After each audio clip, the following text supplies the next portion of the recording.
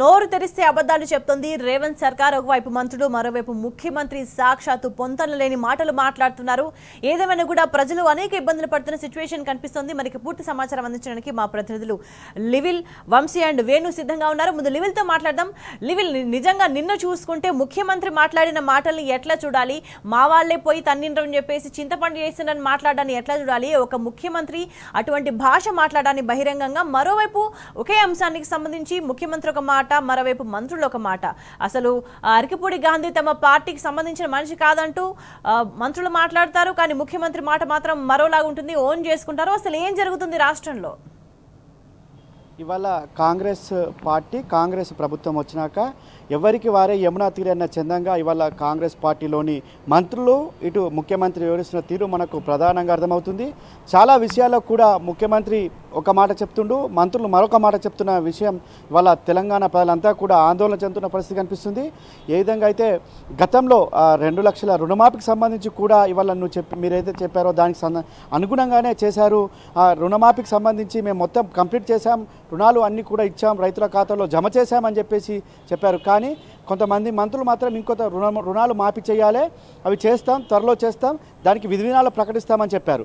అంతేకాకుండా 2 లక్షల పైచిలుకు రుణాలు ఎవరికైతే ఉన్నాయో ఆ రుణాలకు సంబంధించి పైన ఉన్న రుణాలను కట్టండి, బ్యాంకులలోకి వెళ్ళి కడితే రుణాలు మేము మాఫీ చేస్తాం, మిగతా 2 లక్షలు అని చెప్పేసి నిన్న స్వయంగా ముఖ్యమంత్రి చెప్పిండు. కానీ స్వయంగా వ్యవసాయ శాఖ మంత్రే తుమ్మల నాగేశ్వరరావు 2 లక్షల పైన ఉన్నోళ్ళు కూడా కట్టాల్సిన అవసరం లేదు, మీకు త్వరలోనే రుణాలు మాఫీ చేస్తామని చెప్పేసి వ్యవసాయ శాఖ మంత్రి చెప్పిండు. అంటే ఒక ముఖ్యమంత్రి మాటలకు, మంత్రుల మాటలకు పొంతనలేటి మాటలు ఇవాళ రాష్ట్ర ప్రజానికాన్ని గందరగోళంలోకి నెట్టే పరిస్థితి కనిపిస్తుంది. రాష్ట్ర ప్రజానికం ఇబ్బందుల పాలవుతున్న పరిస్థితి కనిపిస్తుంది.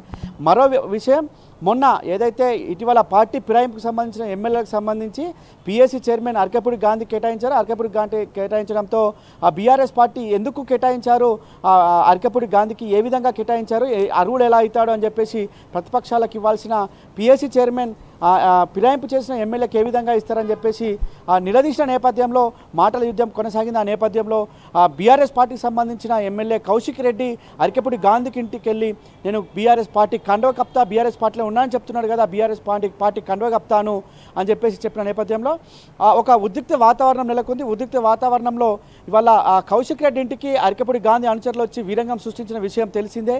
ఈ నేపథ్యంలో రాష్ట్ర వ్యాప్తంగా ఒక సంచలనంగా ఆ ఉద్రిక్త పరిస్థితులు నెలకొన్నాయి. ల్యాండ్ ఆర్డర్ కూడా పూర్తిగా దెబ్బతింది.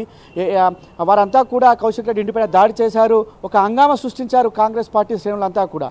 అయితే దీనికి సంబంధించి మంత్రులను అడిగితే మంత్రులు మాత్రం మొన్న శ్రీధర్ బాబు, డిప్యూటీ సీఎం బట్టి విక్రమార్క ఒక బహిరంగ సభలో పాల్గొన్నారు. ఆ బహిరంగ సభలో శ్రీధర్ బాబు మాట్లాడుతూ ఒక పార్టీకి చెందిన 2 ఎమ్మెల్యేలు కొట్టుకొని మాపైన రుద్దుతున్నారు, వాళ్ళ పార్టీ ఇంటర్నల్ వ్యవహారం, అది మాకు సంబంధం లేదు అని చెప్పడం చూస్తుంటే ఖచ్చితంగా అక్కడ శ్రీధర్ బాబు చెప్పాడు.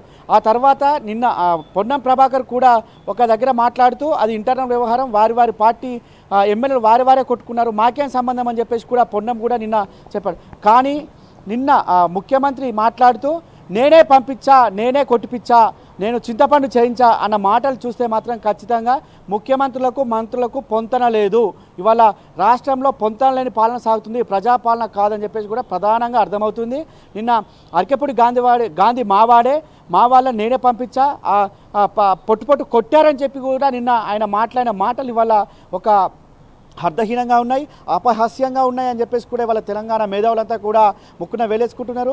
కౌశిక్ రెడ్డికి సంబంధించి ఆయన బీఆర్ఎస్ ఎమ్మెల్యే, కానీ గాంధీ మావాడే అని చెప్పి మరోసారి నిన్న చెప్పిన మాటలు చూస్తుంటే ఖచ్చితంగా అటు మంత్రులను కూడా ఇరుకున పెట్టారా ముఖ్యమంత్రి, లేదంటే ముఖ్యమంత్రిని వాళ్ళు ఇరుకున పెట్టారా అనేది కూడా ఇవాళ జోరుగా కాంగ్రెస్ పార్టీలో చర్చ జరుగుతుంది. అనేక అంశాల పట్ల కూడా ఒకరికొకరికి పొంతన లేని మాటలు ఇవాళ రాష్ట్ర పాలన కొనసాగుతుంది. ఆ పొంతన లేని మాటలు ఇవాళ తెలంగాణ రాష్ట్ర ప్రజానికాన్ని ఇబ్బందికి గురి చేస్తున్న పరిస్థితి వల్ల మనకు ప్రధానంగా అర్థమవుతుంది. చాలామంది ఎమ్మెల్యేలు కూడా ఇదే విషయాన్ని ఇవాళ గాంధీ భవన్లో చర్చించుకుంటున్న పరిస్థితి మనకు తాజాగా కనిపిస్తుంది.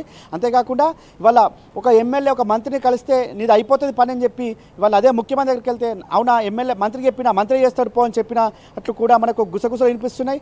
కాంగ్రెస్ పార్టీలో ఎవరికి వారే యమునా తీరే అన్న చందంగా అయితే వాళ్ళ పార్టీ కావచ్చు, ఇటు ప్రభుత్వం నడుస్తుంది. ఈ తీరుతో రాష్ట్ర ప్రజానికమంతా కూడా తీవ్ర ఇబ్బందులు పడుతున్న పరిస్థితి మనకు ప్రధానంగా అర్థమవుతుంది.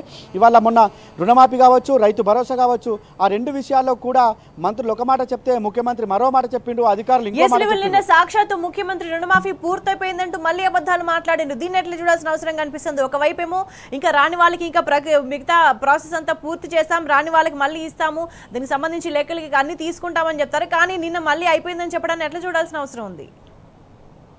రైతులంతా కూడా చర్చించుకుంటున్నారు. నిన్న ఆయన ఏదైతే స్టేట్మెంట్ ఇచ్చారో ఆ స్టేట్మెంట్ ఇచ్చిన తర్వాత కూడా రైతులంతా కూడా ఆగ్రహావేశాలకు లోనయ్యారు. ఎవరికి చేశారు రుణమాఫీ చేస్తే మాకెందుకు రాలే, నీకు రాలే, నాకు రాలే, మరి ఎవరికి చేశాడని చెప్పేసి కూడా ఎక్కడ చూసినా అదే ముచ్చట్లు మనకు చర్చలు కనిపిస్తున్నాయి.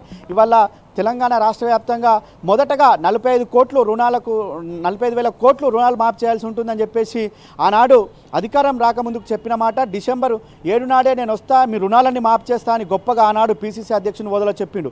అధికారంలోకి వచ్చిన తర్వాత దాన్ని 31,000కు కుదించిర్రు.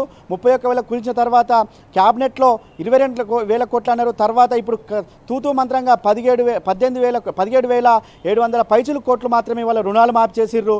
ఒక ఊళ్ళో 100 మందికి తీసుకుంటే 70 నుంచి 75 మందికి వాళ్ళ రుణాలు రాని పరిస్థితి ఉంది. వారంతా కూడా ఆగ్రహావేశాలకు లోనవుతున్నారు. అంటే అబద్ధాలు ఆడడంలో దిట్ట అని చెప్పేసి కూడా ఇవాళ ప్రధానంగా చర్చించుకున్నారు. ఏదైతే అవని కానీ హామీలు ఇచ్చి అందలం ఎక్కిన ఇవాళ ముఖ్యమంత్రి ఖచ్చితంగా ఈ రుణమాఫీ విషయంలో కూడా అవే అబద్ధాలు ఆడుతున్నారు, మసిబూసి మారడికాయ చేస్తున్నారు, పాలన గాలి కొదిలేశారని చెప్పేసి కూడా ప్రధానంగా చర్చించుకుంటారు. అబద్ధాలకు బ్రాండ్ అంబాసిడర్ ఇవాళ కాంగ్రెస్ ప్రభుత్వంలోని ముఖ్యమంత్రి, మంత్రులు అని చెప్పేసి కూడా చర్చించుకుంటారు. అయితే ఈ ముఖ్యమంత్రి ఏమో ఇంకా రుణాలు మాఫీ చేసినాం అయిపోయినాయి అని చెప్పి నిన్న కావచ్చు చాలా సందర్భాలు చెప్పిండు.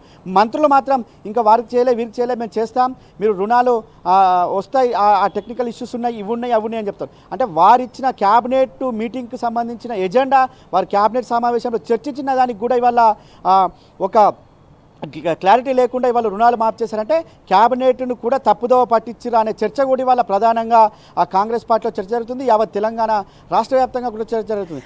అయితే కాలయాపన చేయాలనే ఉద్దేశం తప్ప పనులన్నీ పూర్తి చేయాలి అన్న ధ్యాస ప్రభుత్వానికి లేదు. ఇంకో చర్చ కూడా జరుగుతుంది. గత 9 నెలలుగా చూస్తే కాలయాపన తప్ప పనులు జరగని పరిస్థితి కూడా కనిపిస్తోంది. ప్రజలు ఏమనుకుంటున్నారు దీని గురించి?